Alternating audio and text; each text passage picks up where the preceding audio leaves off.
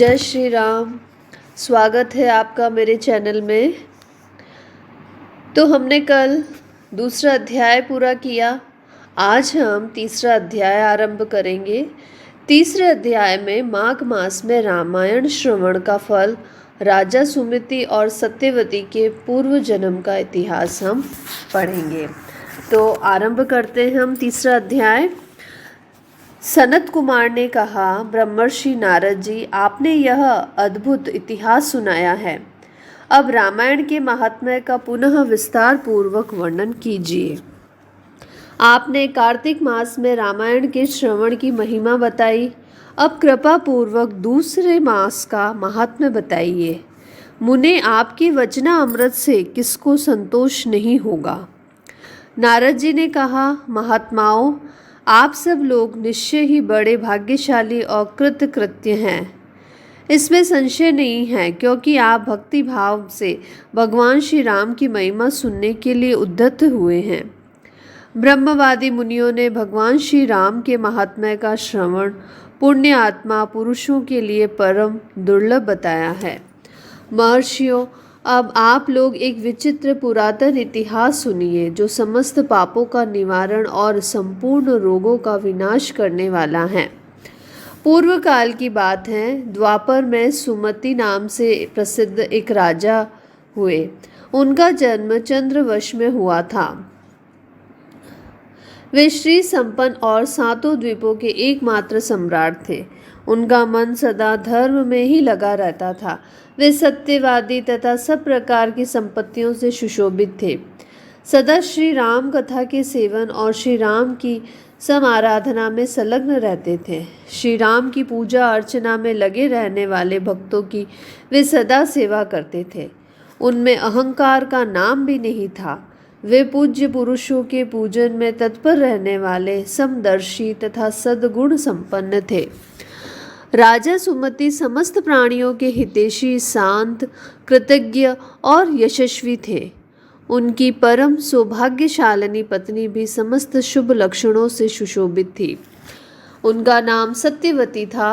वह पतिव्रता थी। पति में ही उसके प्राण बसते थे।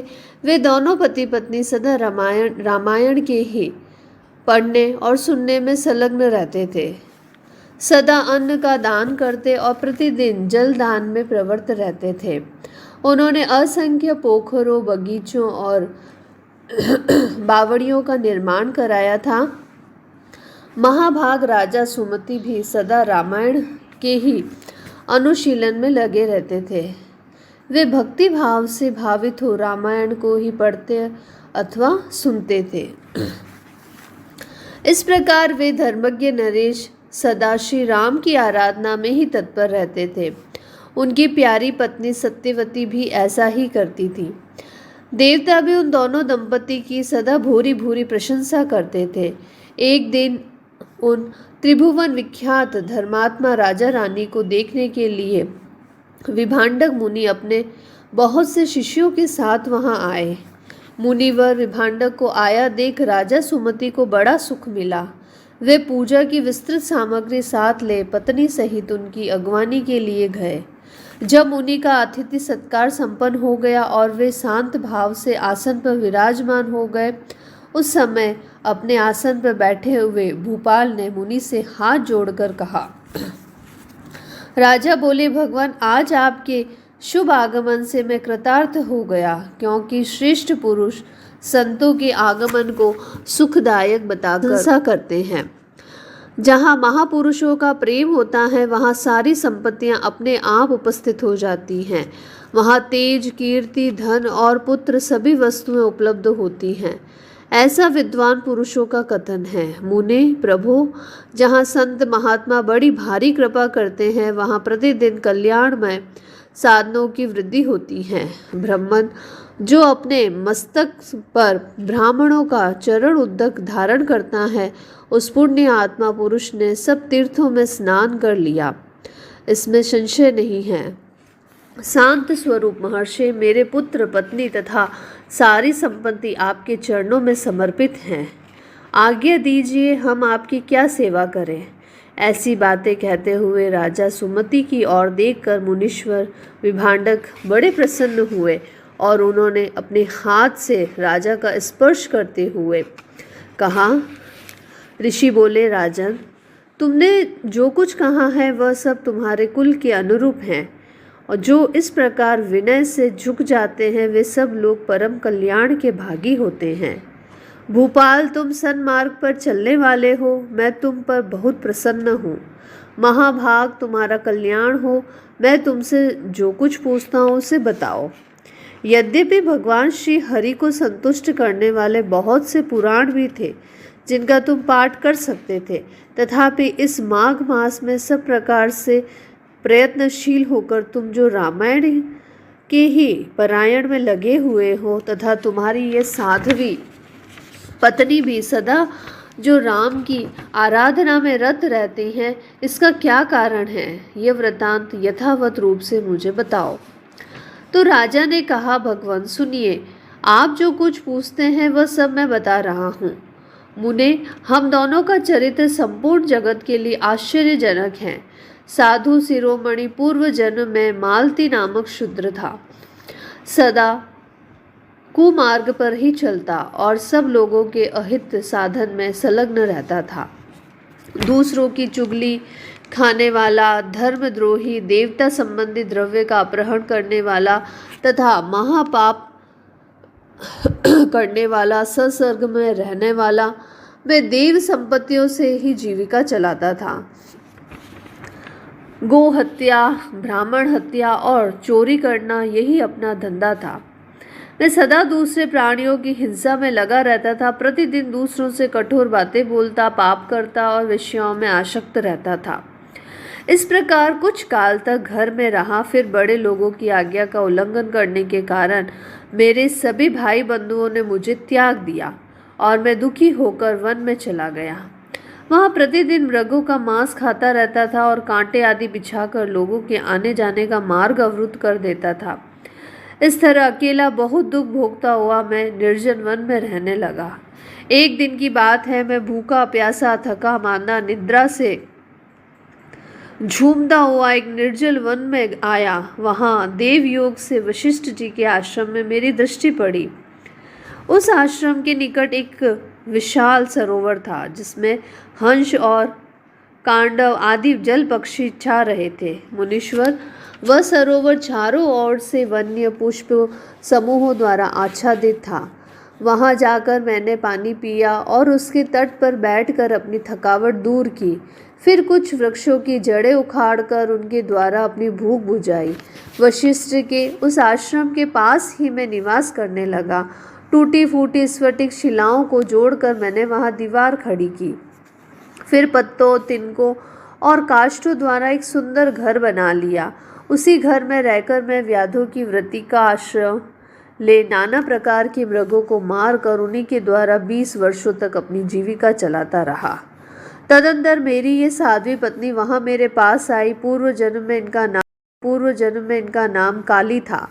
काली निषाद कुल की कन्या थी और विंध्य प्रदेश में उत्पन्न हुई थी। उसके भाई बंधुओं ने उसे त्याग दिया था। वह दुख से पीड़ित थी। उसका शरीर वृद्ध हो चला था। ब्राह्मण, वह भूख प्यास से स्थिर हो गई थी और इस सोच में पड़ी थी कि भोजन का क्या कार्य कैसे चलेगा। देव योग से घूमती घामती वह उसी निर्जन वन में आ पहुंची जिसमें मैं रहता था। गर्मी का महीना था। बाहर इसे धूप सता रही थी और भीतर मानसिक संताप अत्यंत पीड़ा दे रहा था। इस दुखिनी नारी को देखकर मेरे मन में बड़ी दया आई। मैंने इसे पीने के लिए जल तथा खाने के लिए मांस और जंगली फल दिए। ब्राह्मण, काली जब विश्राम कर चुकी थी तब मैंने उससे उसका यथावत वृतांत पूछा। महामुने, मेरे पूछने पर उसने जो अपने जन्म कर्म निवेदन किए थे उन्हें बताता हूँ, सुनिए। उसका नाम काली था और वह निषाद कुल की कन्या थी, विद्वन। उसके पिता का नाम दाम्भिक था और वह उसी की पुत्री थी और विंध्य पर्वत पर निवास करती थी। सदा दूसरों का धन चुराना और चुगली खाना ही उसका काम था। एक दिन उसने अपने पति की हत्या कर डाली, इसीलिए भाई बंधुओं ने उसे घर से निकाल दिया। ब्राह्मण, इस तरह परित्यक्ता काली उस दुर्गम एवं निर्जन वन में मेरे पास आई थी। उसने अपनी सारी करतूतों मुझे इसी रूप में बताई थी। मुझे तब वशिष्ठ जी के उस पवित्र आश्रम के निकट मैं और काली दोनों पति पत्नी का संबंध स्वीकार कर रहने और मांसाहार से ही जीवन निर्वाह करने लगे। एक दिन हम दोनों जीविका के निमित्त कुछ उद्यम करने के लिए वहां वशिष्ठ जी के आश्रम पर गए। महात्मन वहां देवर्षियों का समाज जुटा हुआ था, वही देखकर हम लोग उधर गए थे। वहां माघ मास में प्रतिदिन ब्राह्मण लोग रामायण का पाठ करते दिखाई देते थे। उस समय हम लोग निराहार थे और पुरुषार्थ करने में समर्थ होकर भी भूख प्यास से कष्ट पा रहे थे। अतः बिना इच्छा के ही वशिष्ठ जी के आश्रम पर चले गए थे। फिर लगातार 9 दिनों तक भक्तिपूर्वक रामायण की कथा सुनने के लिए हम दोनों वहां जाते रहे। मुने उसी समय हम दोनों की मृत्यु हो गई। हमारे उस कर्म से भगवान मधुसूदन का मन प्रसन्न हो गया, अतः उन्होंने हमें लाने के लिए दूत भेजे। वे दूत हम दोनों को विमान पर बैठाकर भगवान के परम पद उनके धाम में ले गए। हम दोनों देवादिदेव चक्रपाणी के निकट जा पहुँचे। वहाँ हमने जितने समय तक बड़े बड़े भोग भोगे थे वह बता रहे हैं, सुनिए। कोटि सहस्त्र और कोटि सतयुगों तक श्री राम धाम में निवास करके हम लोग ब्रह्मलोक में आए। वहाँ भी उतने ही समय तक रहकर हम इंद्रलोक में आ गए। मुनिश्रेष्ठ इंद्रलोक में भी उतने ही काल तक परम उत्तम भोग भोगने के पश्चात हम क्रमशः इस पृथ्वी पर आए। यहाँ भी रामायण के प्रसाद से हमें अतुल संपत्ति प्राप्त हुई। मुने अनिच्छा से रामायण का श्रवण करने पर भी हमें ऐसा फल प्राप्त हुआ। धर्मात्मन, यदि 9 दिनों तक भक्ति भाव से रामायण की अमृतमय कथा सुनी जाए तो वह जन्म जरा और मृत्यु का नाश करने वाली होती है। विप्रवर सुनिए, विवश होकर भी जो कर्म किया जाता है वह रामायण के प्रसाद से परम महान फल प्रदान करता है। नारद जी कहते हैं, ये सब सुनकर मुनीश्वर विभांडक राजा सुमति का अभिनंदन करके अपने तपोवन को चले गए। विप्रवरों, अतः आप लोग देवादिदेव चक्रपाणी भगवान श्री हरि की कथा सुनिए। रामायण कथा कामधेनु के समान अभिष्ट फल देने वाली बताई गई है। माघ मास के शुक्ल पक्ष में प्रयत्न पूर्वक रामायण की कथा को सुनना चाहिए। वह संपूर्ण धर्मों का फल प्रदान करने वाली है। यह पवित्र आख्यान समस्त पापों का नाश करने वाला है। जो इसे पढ़ता अथवा सुनता है वह भगवान श्री राम का भक्त होता है। बोले श्री रामचंद्राभ्या नमः। इस प्रकार श्री स्कंद पुराण के उत्तरखंड में नारद सनत कुमार संवाद के अंतर्गत रामायण महात्म्य के प्रसंग में माघ मास में रामायण कथा श्रवण के फल का वर्णन हमने 3रे अध्याय में पूरा किया। कल हम 4th अध्याय पढ़ेंगे। आपको मेरा चैनल कैसा लगा कमेंट करके बताइए। अगर आप मुझे कोई सवाल पूछना चाहते हैं तो अपने कमेंट के जरिए आप मुझे पूछ सकते हैं। लाइक, शेयर और सब्सक्राइब करिए। धन्यवाद।